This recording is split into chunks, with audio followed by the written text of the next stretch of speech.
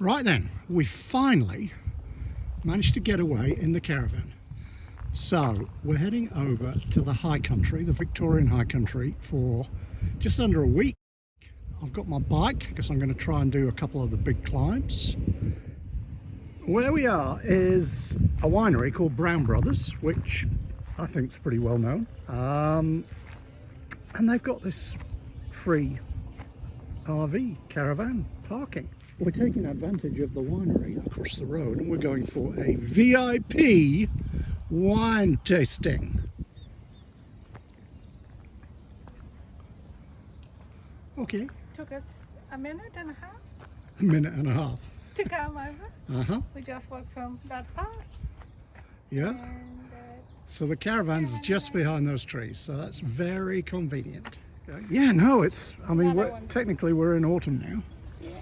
But this is beautiful. It's like about 34, 35 degrees centigrade. I think the best summer day we've had.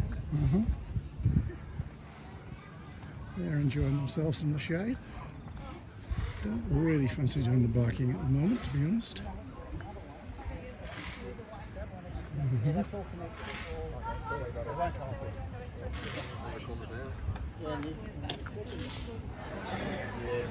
Into the cellar door. Very flash. So we've got a seated wine tasting, so that must be one of our tables, I reckon. Gee, this is impressive. So this is all the wine tasting.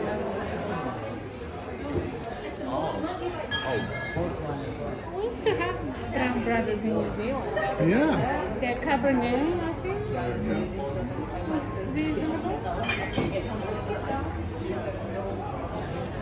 Very nice. Hopefully you can see this without too much of a reflection. So behind the glass is the original winery, which was built in 1905. And these barrels now are aging fortified wine. I definitely remember having Brown Brothers port when we first got to New Zealand. Okay, let's go and check out what the story is with the tasting. Okay, so we've tried a couple of bubbles so far. Now we're on the Pinot Grigio. And the verdict is? Well, I was saying it's not sweet, which was our concern because we don't like it to be too sweet. But it's interesting, it has a bit of a saltiness to it. So when you swirl it in the front of your tongue, at the bottom of your tongue, you've got like the saliva when you have something salty, like a bit of a saltiness to it. When I watch this video back, I'm going to be checking to see whether the old man in the painting on the wall, who's presumably the original one of the Brown Brothers, whether or not his facial expression is changing when you're saying things about his Pinot Grigio. Yeah, okay, so out of 10? I don't know. I'm not a wine drinker, but compared to the Jules, I prefer the Jules. So how many would the Jules Taylor, which by the way is a Marlborough, New Zealand Pinot Gris? I'm just not thinking about rating at the moment. I'm just thinking of drinking the two. I definitely prefer the Jules. I'm not sure about rating. Okay. I wouldn't go out of my way, as you say that, to drink this. Okay. Well, you know me, I'm a numbers person, so I'm going to score it. A 5. Out of 10. So maybe.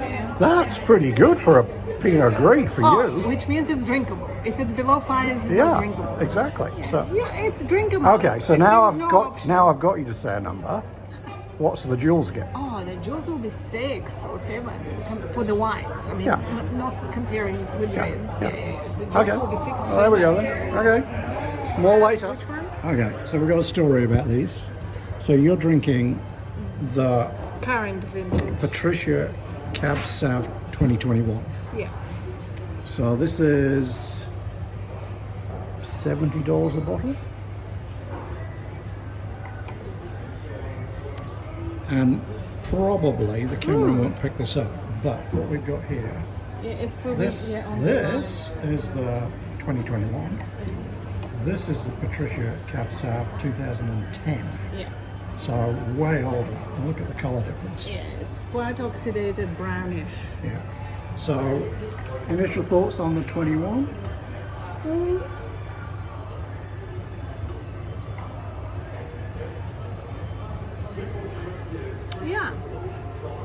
it's actually the first wine from the reds we've tried is good. Because we tried the Tempranillo and the Tempranillo with the Graziano, Yep. which was a very recommended one because the Graziano added to it, but didn't have enough. Well, it's a bit of a relief that a $70 wine is okay.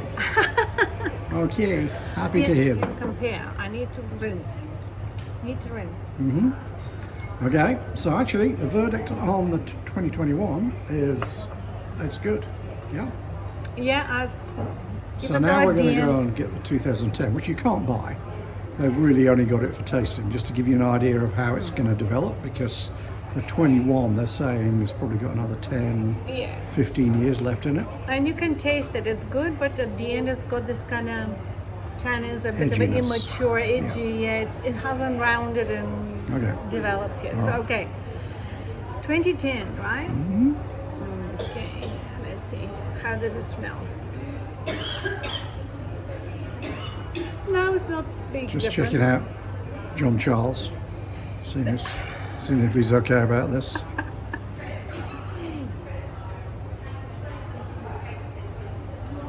Mm.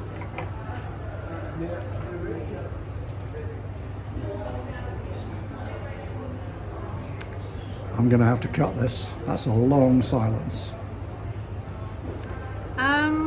Yeah, you can taste right away that it's an older wine when you put it in your mouth and you swirl it in front of the tongue. Has that kind of caramelized kind of taste to it? Okay, caramelized taste to it.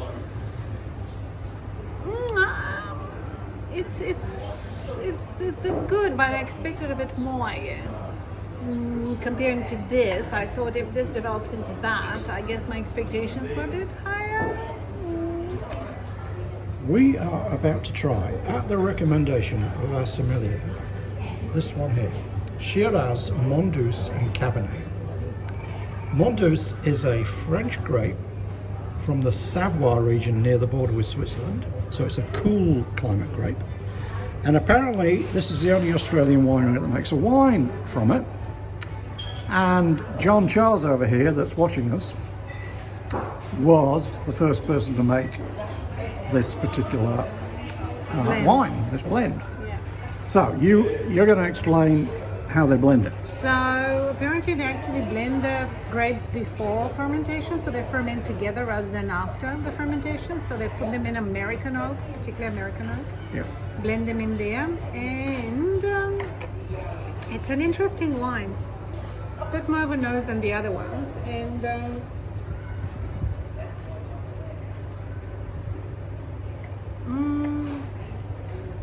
it's interesting when you swirl it in the front of your tongue, you get a bit of a sweetness, you get a bit of a saltiness, and then when you go in, it's got a bit of a slightly sour, but not too much. It's quite a complex and a mix of flavors. It's quite an interesting wine.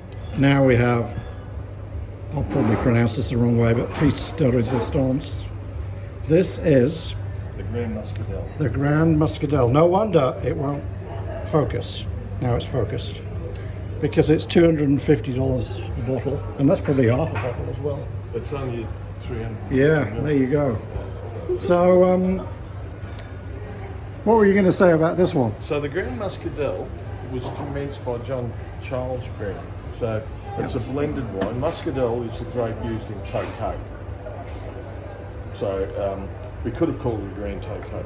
We've gone with the Muscadel.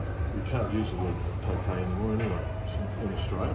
So some of the fruit in this would be 70 years old. So it's been blended from him to his son, and now we've just released it as our 70 years. some of the fruit's 70. Remember, it's blended. Yes. Yeah, even up until the last 5 years, they've been blended. From 70 to 5. Yeah, we lose about 8% volume out of the barrel each year through absorption into the wood and evaporation in the tank, in the oak barrel. That's why they're expensive. So it gets richer and richer and richer. Enjoy. Really? I haven't had it yet. I'm just smelling it. Yeah, so Sniffing. the Grand Muscadel is just being sniffed at the moment. I've already tasted it. My verdict nice. was, it's so delicious. It's actually like eating a dessert. It's just incredible. Caramelized spices. smells that way. I don't know.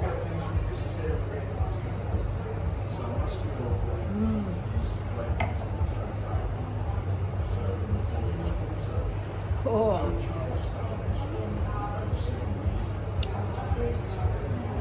It is sweet, but the spiciness, like it's quite smooth, like almost like a liqueur.